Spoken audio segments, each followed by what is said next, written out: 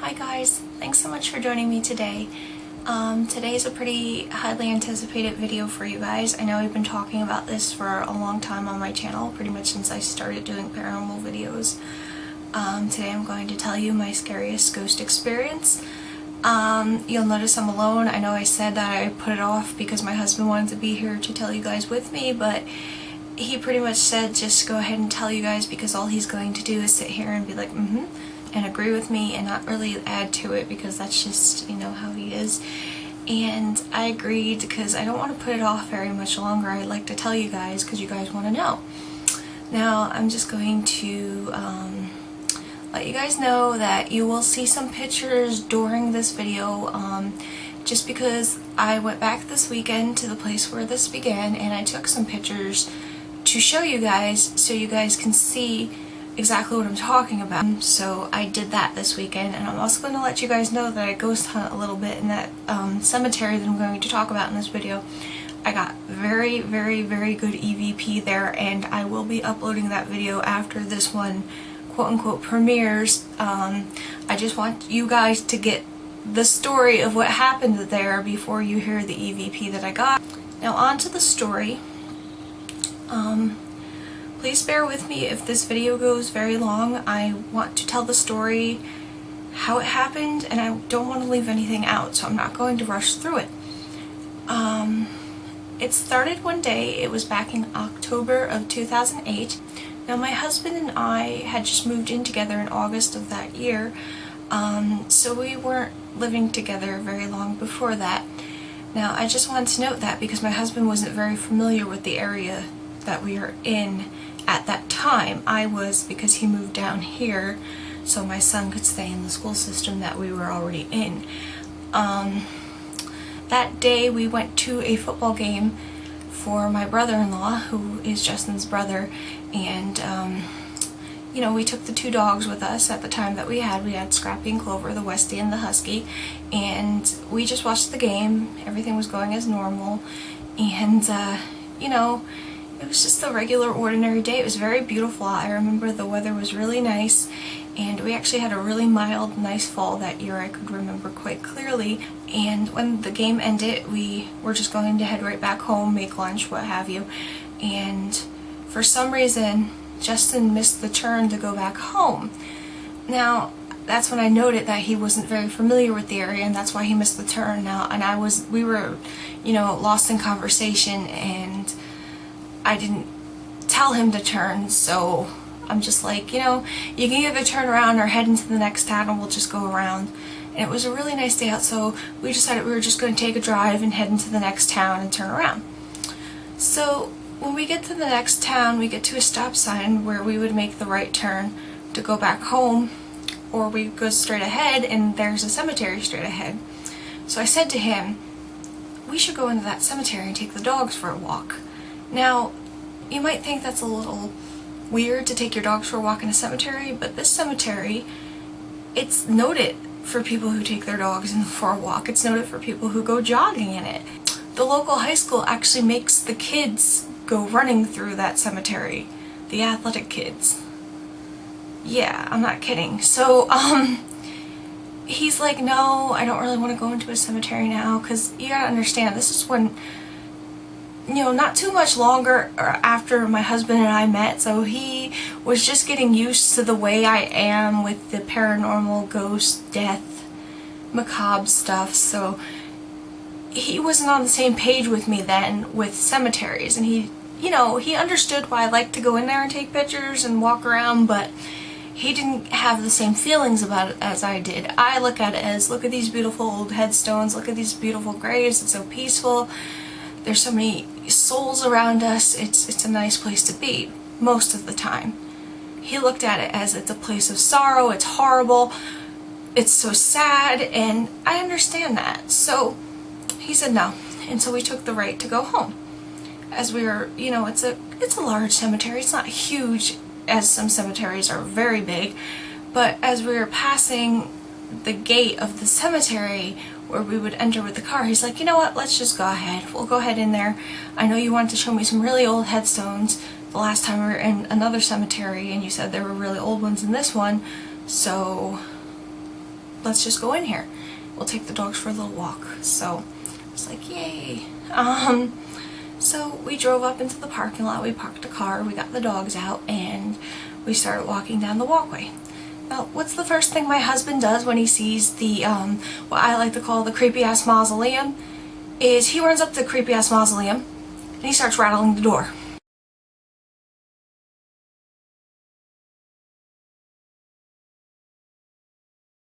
So he's rattling the door of creepy-ass mausoleum, and I'm like, get away from that, you're so disrespectful.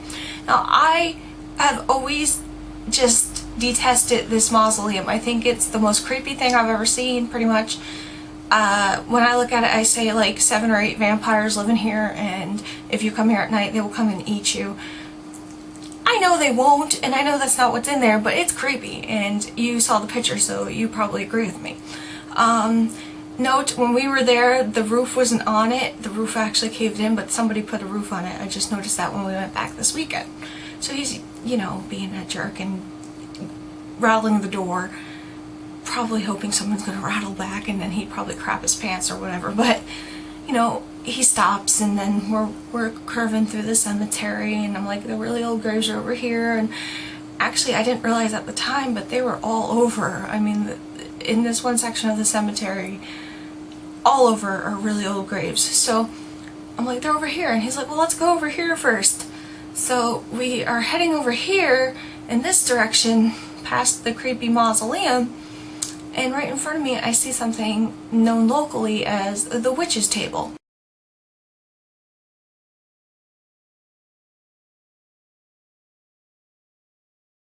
Now, what the witch's table is like a local little folklore legend that we have, where it's said that a witch is buried underneath it, and some people maybe in the 80s and early 90s did some satanic rituals on top of this one plot, and supposedly there's a witch buried under there. Okay, do I think there's a witch buried under there? No, I just think it's somebody's, you know, plot, and the family members are buried next to it.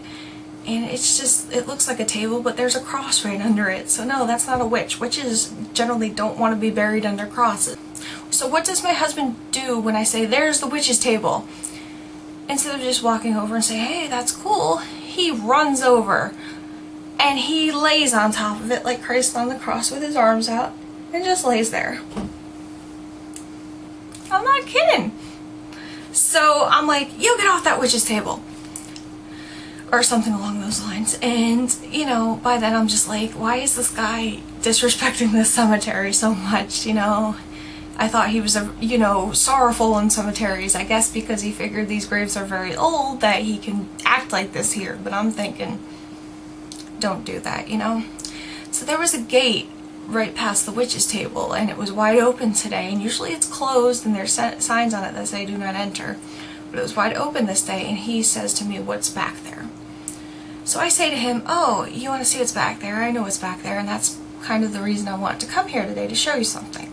So we take the dogs and we go walking up back there, and about, you know, I can't tell you how many miles back there, it's not even miles, but, you know, maybe a quarter mile back there, and I'm probably wrong because I'm not good with distance like that, but a little walk back there, we get to something that's locally known as the cave grave. And before I show you the picture of that, I will tell you the story of that. Now, I'm just going to make a note, guys, and I'm not saying this is something paranormal, but for some reason, right as I said that to you guys, and you probably saw my face, I felt something very cold on my arm right here, and there is no windows or no way there is a breeze coming from this direction. You can see the windows behind me, but yeah. Okay, anyways, I'm going to continue with my story. So, the cave grave is in front of us. Now, let me tell you guys what the story of the cave grave is, and then I'll show you the picture. The story of the cave grave, there's really 2 stories of what happened there, and I'll tell you. Pretty much it starts with Margaret Lewis, who was a little girl back in 1909, around that time. She went into a cave back behind the cemetery in this town, and what happened to her is she got stuck in there somehow, a cave and what have you, and she never came out. So the first version of the story goes that her brothers went in after her, her 2 brothers, and they never came out either. It was a cave-in. So instead of going in there and getting the children's bodies, seeing if maybe one of them survived or all of them survived, they stuck a headstone at the entrance of the cave and just put the children's names in there and carved the date 1909 into it. Now the second story goes that Margaret went in there, got lost. She never came out. There was a cave-in. And 2 years later or so, the two brothers died, so they just stuck them in the cave with her and put the headstone over the cave entrance and carved all their names in it, and then just left them there. And you know, now in this day and age, you'd go in there and you'd get your children if they got lost in a cave and you'd bury them in a proper burial, but I suppose at that time that was the easiest thing to do. I don't know.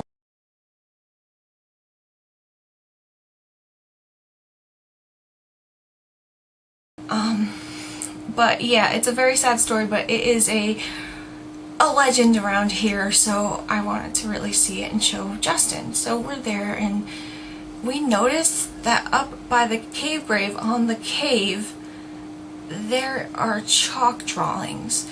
So I'm thinking, now I didn't tell you guys this yet, but there was a bike on one of the graves by the witch's table when we first came in.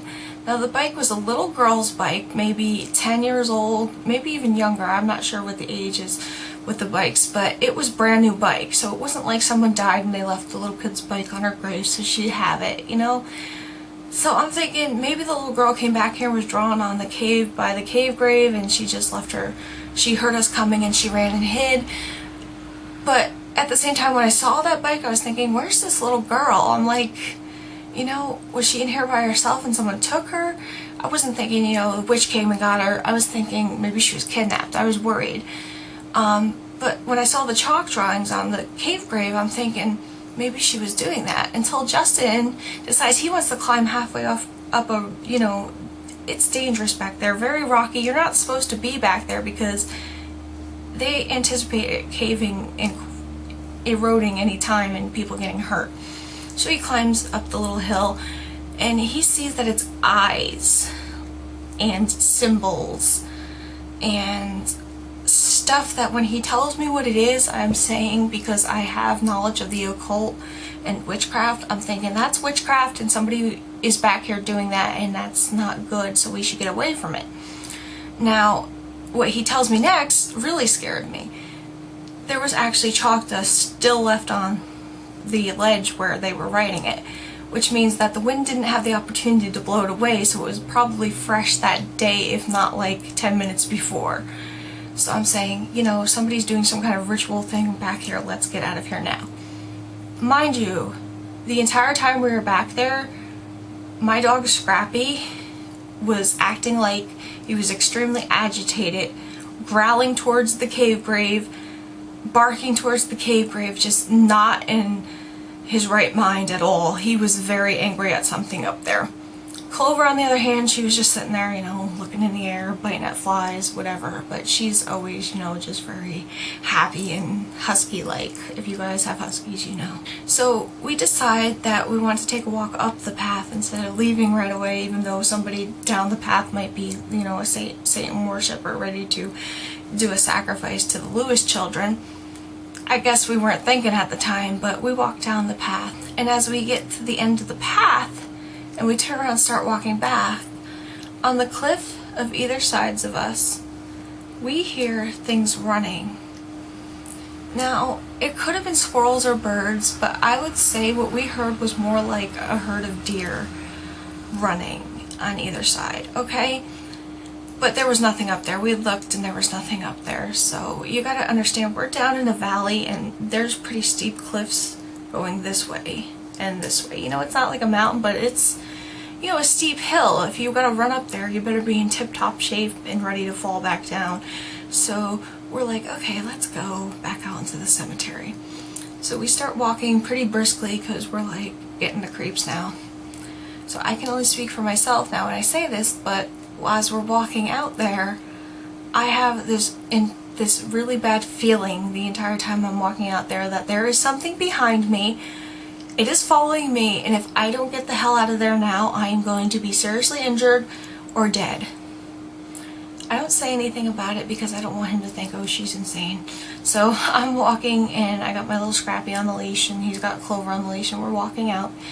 But we're briskly going, you know, like the devil after us. And as soon as we get to the gate, and we're past the gate, I shit you not, guys, Justin looks right at me and he says, I think whatever was following us back there stopped at the gate because I don't feel it anymore. So in other words, he felt the same thing I did back in that path, that something was following us. Now I got the willies. Okay, that's not the end of the story. So, okay, now there was a headstone, because we're creeped out, we're going to leave soon, but there was a headstone that I wanted to get a picture of really quick on my cell phone and send to Weird New Jersey Magazine, and it said Teat on it. I know that's very immature, but Weird New Jersey Magazine likes the weird headstones, and they put it in their magazine every time they publish one, and it said Teat, so I thought that was funny. Okay, so I'm walking towards the car, we're going to drive around to the Teat stone, and I'm walking right past the witch's table, and right past the witch's table was the grave of someone named William M. Smith.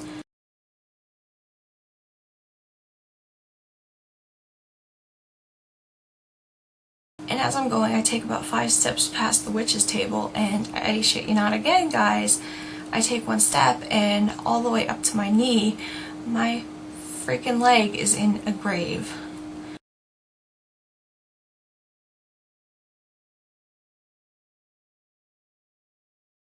So the first thing I say is, get me the fuck out of this grave. I scream it. So he turns around and he sees my leg in a grave, and he's like, and I'm like, holy shit. And before he could even get to me, my leg was out of that grave, and I was like, you know, 3 feet away from it. But grave dirt is not something you want on you if you're superstitious and you believe in the paranormal and the occult. Grave dirt is not something you want in your house, either if you're bringing it in through your shoes or your clothes, and I was completely disgusted and freaked out now. Now I understand the grave was caving in because it was a very old grave. He died in like either the late 1800s or the early 1900s. So it caved in is what was going on. It was caving in. In other words, they weren't put in vaults back then like people are now. So their graves, when they start to deteriorate and their coffins start to rot, it just collapses and all the dirt collapses. So I understand that's what happened, but it didn't make it any better that I had grave dirt all over my leg, up my pants, in my sneakers, in my socks now. So I'm freaking out, and he's like, let's go get that picture you wanted. He's trying to calm me down. I'm like, no, we're going the fuck home right now because I needed to get this off me.